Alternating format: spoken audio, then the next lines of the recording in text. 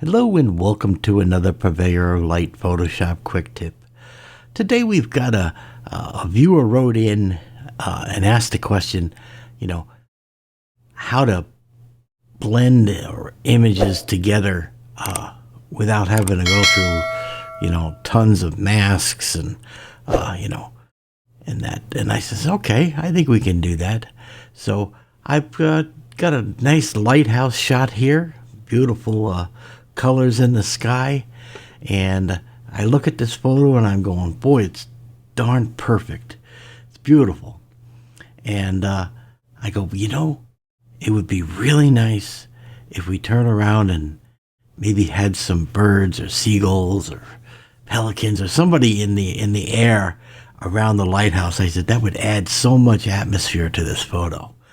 So I went online and turned around and did a little search and came up with a flock of birds here, and I said, oh, this is perfect.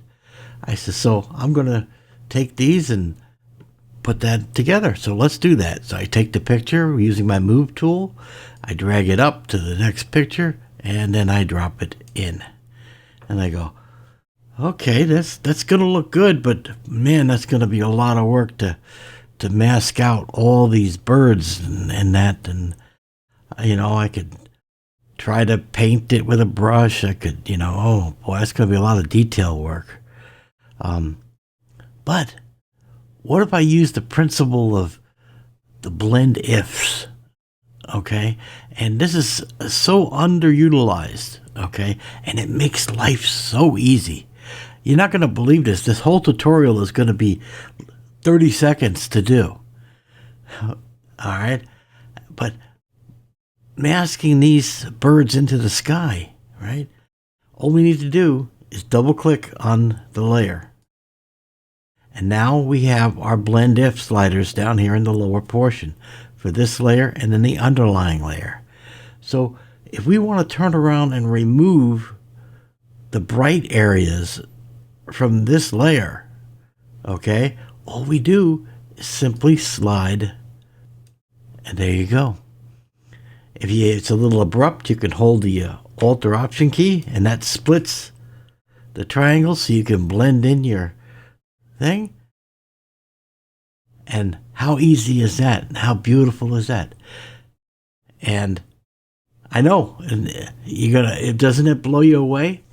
You figured I was going to be doing a masterful step here and spending hours doing all this compositing and that, and look at that, it's a perfect seamless thing. Again, all done with blend if. So move one slider and I'm done. And now, isn't that a wonderful shot?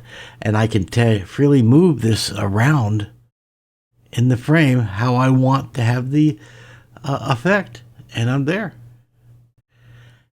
And so that is it.